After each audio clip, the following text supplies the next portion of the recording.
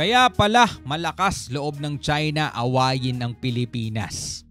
Yan ang title mga tol ng papanoorin natin ngayon mula rito kay Pinoy Mystery Channel. Ano nga ba? Bakit nga ba malakas ang loob ng China awayin ng Pilipinas? Dahil ba sobrang higanting bansa sila? Well, wag na natin patagalin pa mga tol. Panoorin na natin to mula kay Pinoy Mystery Channel. Pero bago yan, syempre siguraduhin mo munang nakapag-subscribe ka na sa kanyang YouTube channel. At kung bago ka pa lamang dito at gusto mo yung mga ganitong klaseng reaction video and commentary, syempre wag mo rin kalimutan mag-subscribe mga kapatid. Click mo na rin ang notification bell para ma-notify kapag may mga bago tayong reaction video.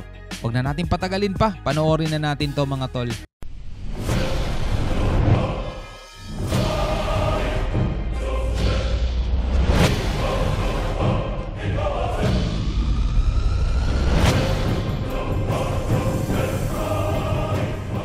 Partido Komunista ng China, ang gobyernong may hawak sa mga malalaking state-owned na kumpanya sa bansa.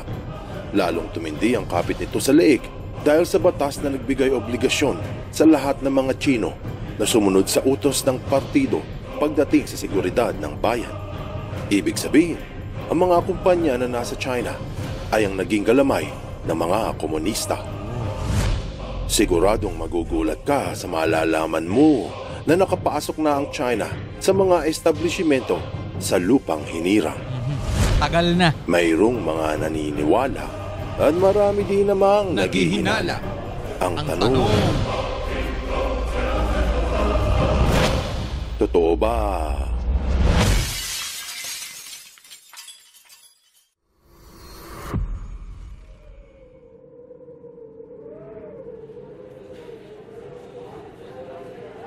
Great Wall of China.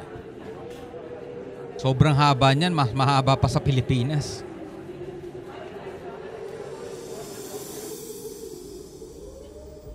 Mula pa noong upo sa pwesto ang chairman ng Partido Komunista na si Xi Jinping taong 2012, maraming pagbabago ang inilunsad ng grupo upang mas palakasin ang impluwensya ng pamunuan, hindi lamang sa kanilang bansa, pati rin sa ibang nasyon.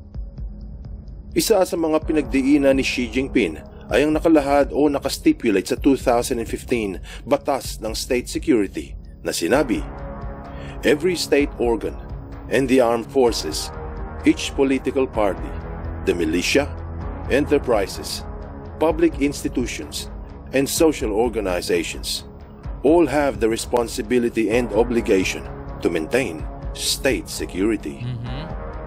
Ayon sa batas na inungkat noon sa State Media Conference na obligasyon raw ng bawat inchik ang seguridad ng kanilang bansa. Sa madaling sabi, ang lahat ay maaaring gamitin ng partido upang isulong ang ultimong adhikain ng mga komunista. Kaya mula noon, upang masiguro na ang mga enterprises na mula sa China o anumang samahan o grupo o organisasyon ay susunod sa state security law, nagsagawa ng matinding hakbang ang pamunuan ni Xi Jinping. Naglalagay ito ng kanilang mga miyembro sa mga pamunuan o sa mga board ng malalaking kumpanya. Ang sabi sa South China Morning Post na halos 70% na ng mga pribadong negosyo sa China ang may pinipwestong miyembro ng partido o ang tinaguriang party cells. At ganun din ang ginagawa sa mga dayuhang kumpanya na nasa loob ng bansa. Subalit ang tanong ng marami ay, bakit nagpupwesto ang mga komunista ng kanilang miyembro sa pamunuan ng mga kumpanya? Komunista nga, no? Kahit ganito rin sa atin, di ba? May mga komunista nakapasok sa gobyerno, di ba? Tumatakbo, iba nakaupo na. Mga ganong mga bagay sa mga pribadong negosyo, mga ganyan, kumpanya. Madali lang sagot. Ito ang ulat muli ng SCMP na upang mapatibay ang papel ng mga komunista sa SOE o State-Owned Enterprises o mga negosyo sa bansa, naglahad ng bagong regulasyon ng China na ang mga komunista ang kailangan nasa pamunuan o isa sa mga board members kung hindi ito ang pinaka-CEO. Ayon din sa pahayag, ang mga ito ay hindi mananagot kahit sa anong korte, ngunit sa partido lang. Sa madaling sabi, hawak ng mga komunista ang mga pampublikong kumpanya sa bansa at ang mga pribadong negosyong kahit na pag-aari pa ito ng isang dayuhan. At kung hindi susunod sa adhikain ng partido, may pagkakalagyan ang mga ito. Katulad na nangyari sa ilang bilyonaryo sa Hong Kong na ayaw sumunod sa mga komunista. Taong 2020 ayon sa Reuters, inakusahan ng tycoon na si Jimmy Lai na lumabag sa National Security Law at ito ay inaresto. Nako. Tapos taong 2021, ayon naman sa Press Enterprise, na sumunod na inaresto ay yung mga editors ng Apple Daily dahil sa ayaw nilang makipagkasundo sa mga komunista. Kumalat sa balita na inaresto din ang mga kabataang nagsasagawa ng malaking protesta. Sa huli, kapag malakas na ang kumpanya ng partido, lalo na yung mga naitaguyod sa ibang bansa, makakatulong ito sa paglobby. Katulad noong taong 2012, pinahayag muli sa Reuters na pinalalakas pa ng China ang paglobby o ang pakikipag-ugnayan o pagbayad sa mga politiko upang isulong ang kanilang interes sa Estados Unidos at sa bansang Canada. Ano naman ang kinalaman nito sa Pilipinas? Mabubulabog ang iyong pagkatao kung sasabihin sa iyo na may mga malalaking kumpanya ang China na pinamumunuan ng mga komunista. Nako. Ang naitaguyod na sa lupang hinirang.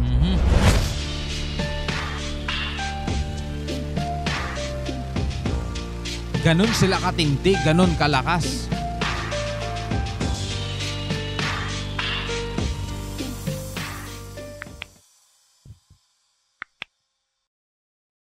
Gaano kalaki ang galamay ng China?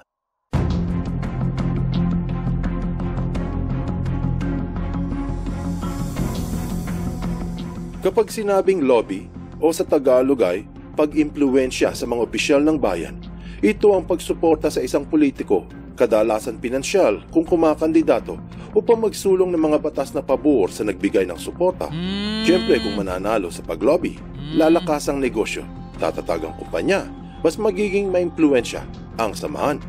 Ito ang naging gawain ng mga kumpanya sa China na nasa ibang bansa. Ginagamit nila itong leverage o panghawak sa leeg. Halimbawa noong taong 2019, binili ng China General Nuclear ang kumpanyang EDRA, isa sa mga nagbibigay ng kuryente sa Malaysia. Kung iisipin, paano ngayon kakalaban ng Malaysia sa mga komunista kung hawak nito ang kuryente sa bayan? Ito ang leverage ng China. Taong 2019 naman sa Brazil, ang plano ng China ay maglagay ng murang telecommunications sa bansa gamit ang Huawei upang kahit yung mahihirap ay madaling makatawag sa kanilang cellphones. Mantsakin mo, paano tututulong Brazil sa mga komunista kung hawak ng partido ang komunikasyon sa buong bansa? Yan ang leverage. Ang tindi, no? Malaysia, paano nga naman kakalaban? Baka mawalan sila ng kuryente. Sa Brazil naman, baka mawalan naman sila ng komunikasyon. Dito kaya sa Pilipinas, kaya pala hindi tayo dapat magtaka kung bakit sa kabila ng ginagawa ng China sa ating mga isla, patuloy na inakamkam, mga PCG natin hinaharang, binobomba ng water cannon, pero napakarami pa rin ng pro-China at nagtatanggol pa sa kanila na sinasabihan pa ang mga PCG na sinungaling daw, sila daw ang taksil sa bayan. Biruin mo, no? Yung mga PCG na hinahabol at hinaharang taksil daw sa bayan. Tapos yung mga CCG na nangwa-water cannon at nanghahabol, pasalamat pa tayo, yun lang daw ang ginawa sa atin. Na tila baga utang na loob sa atin yun, mga tol. Utang na loob natin pala sa kanila na yun lang ang ginawa nila sa atin. So parang inamin na rin natin, mga tol, na oo nga, wala nga kasi tayong pahintulot na pumasok sa teritoryo ng China. Etong West Philippine Sea, kanila daw talaga to. Ay nako. Kung hindi mo pa alam, maraming enterprises sa bansa ang sinasabing pwedeng impluwensyahin ng mga komunista. Katulad ng NGCP o ang National Grid Corporation of the Philippines. Nako. Ang nag-iisang kumpanya na nangangasiwa sa 3 electric grid sa Luzon, Visayas at Mindanao.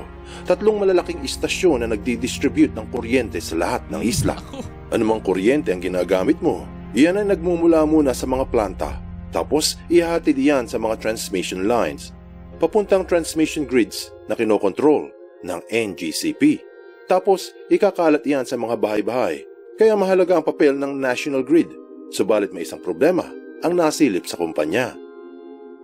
Makikita mismo sa website ng NGCP na binuo ang enterprise mula sa pag-merge o pagsasama ng tatlong kumpanya. Una, ang Consortium of Monte Oro Grid Resources Corp. Pangalawa, ang Kalaka High Power Corporation. At pangatlo, ang State Grid Corporation ng China.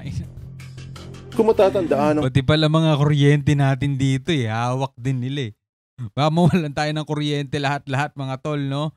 So, wag na tayong pumalag. Wag na tayong pumalag mga tol. Malaking debate noong taong 2020 hinggil sa kapit ng China sa kuryente ng bansa dahil halos kalahating bahagi ng NGCP ay hawak ng pangatlong kasosyo nito. At sino ang may-ari ng State Grid Corporations ng China? Heto, puntahan natin ang mismong website ng The China Project. At heto, SGCC is China's state-owned power company. Sa Tagalog, ang SGCC ay pagmamay-ari ng Estado ng China. At sino ang pamunuan ng Estado sa China? Walang iba, kung hindi ang Partido Komunista ni Xi Jinping. Mantsakin mo kung magkakagera sa West Philippine Sea, ano kaya ang pwedeng gawin ng China sa ating kuryente? Hindi lang yan, pagpasok ng taong... Ito yung mga bagay na hindi natin alam, na posibleng alam ng mga nasa gobyerno natin, kaya hindi rin sila makakilos agad mga tol. Alam to siguro ng mga nasa AFP, kaya wag muna tayong pumalag, maliit na barko lang kasi baka tumaas ang tensyon. Diba? Wag nating ipapadala mga gray ship natin mga tol, napakatindi naman pala talaga. At napakalakas naman pala talaga nitong China mga tol, no? Mantakin ninyo yun kung ano hawak nila sa atin. 2021, ayon sa Asian Nikkei, inilunsad ang telco na suportado ng China, ang Dito Telecommunity na sangay ng Chinatel sa Pilipinas. Kung magkakaganon, bababa ang presyo ng cellphone data. Maraming biyaya ang may dudulot sa ating mamamayan. Subalit may isang problema dito. Ang Chinatel na may hawak sa Dito Telecommunity ay pagmamayari ng Partido Komunista na ayon sa Lawfare Media ay naban sa US dahil sa peligro ito sa seguridad ng bansa. Biruin mo, kung gagamitin ang Dito Telecommunity sa sandatahang lakas ng Pilipinas, pwedeng putulin ng China ang komunikasyon ng ating militar. Pagpasok ng taong 2023, nangako ang Bank of China na magbibigay ito ng malaking pondo upang makaangkat ng mumurahing kagamitan at pagkain ang Pilipinas sa China. Napakagandang adhikain na makakatulong sa ekonomiya ng bansa. Subalit ang Bank of China ay pagmamayari nino. Tama ka, pagmamayari ng Partido Komunista. Marami ang nagsasabi na kung magkakagulo sa West Philippine Sea, maaaring gamitin ng Bank of China upang itigil ang pag-angkat ng gamit at pagkain na magdudulot ng mas masahol na paghihirap sa bansa. Isa pa, dito tayo bumibili ng ating mga krudo, langis. Diba? Dito tayo bumibili ng ating mga gasolina. Yung mga nabibili natin sa Shopee, mga nabibili natin sa Lazada, sa TikTok at iba't iba pang mga produkto na binibenta ng mga online seller, saan ba nanggaling? Saan ba nila binibili? Sa Alibaba, diba? Madeinchina.com, diba? Puro sa China. My goodness. So huwag na tayong pumalag mga tol, no? Huwag na tayong pumalag. Huwag na tayong magtapang-tapangan pa. Ang pahayag ng Philippine National News na halos 14 na bilyong dolyares ang dadalhin ng mga enchik sa Pilipinas upang simulan ang renewable energy. Ibig sabihin, mga Chinese din ang unang hahawak sa mga solar at wind powers ng bansa. Sa kanila manggagaling ang mga parte at mga kagamitan. Totoo na maganda ang magiging resulta nito kung bababa ang presyo ng kuryente. Marami ang giginhawa. Sino ba naman ang ayaw ng murang singil? Subalit dahil sa ang magbibigay ng investment, katulad ng China Energy International, State Power Investment Corporation Limited at China General Nuclear Power Group, ay mga kumpanyang hawak ng Partido Komunista. Ito ang hindi kaya kasing ibigay basta-basta ng US Mahal din kasi sa kanila Tignan nyo yung mga damit na from US, 'di ba? Ang mahal ng presyo. Tignan niyo yung mga damit na from China, ang mura.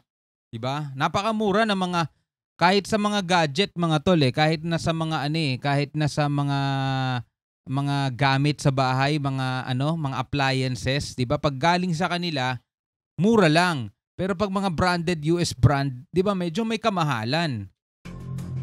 Ilan lamang ang mga ito sa negosyo ng China na naitaguyo dito sa bansang Pilipinas, na sa panahon na hindi may iwasan ay pwedeng gamiting galamay ng mga komunista laban sa bansa. Sa kasalukuyan, minamanmanan ng ilang mga opisyal ang takbo ng mga kumpanyang hawak ng Partido Komunista kung sakaling gumawa ito ng hakbang na hindi kabubuti ng mga Pilipino. Anong aral ang mapupulot dito? Maraming kumpanya sa Pilipinas ang hawak ng mga dayuhan. Minsan, mukhang maganda ang layunin, pero kung pag-iisipan, minsan ay madilim ang minimithi. Ano't ano pa man, mapa sa komunista o mapa sa mga taga-kanluran ang pagmamayari ng isang negosyo. Dapat lang na mag-iingat ang bansa sa maaaring gawin ito sa darating na panahon. Maigi man ang simula, pero kung sa huli, baka tayo ang magsisi. Buksan mo ang iyong... kasalanan na rin ng mga nakakaraang gobyerno yan. Sila nagpapasok niyan eh. Diba? Sino ba ang dapat sisihin? Mga mamamayang Pilipino? Hindi nila kayang mai-provide sa mga mamamayang Pilipino murang kuryente. Nagpapasok sila ng mga dayuhan para mas mura. Diba? O ganun na nga ang kahantungan yan. Ano pa nga ba masasabi natin dyan? Kayo, bilang isang mamamayang Pilipino, ano masasabi ninyo dito sa napanood natin mula kay PMC? Comment kayo sa baba. Alright? So hanggang sa muli, ako nga pala si Shobaldi. Peace out.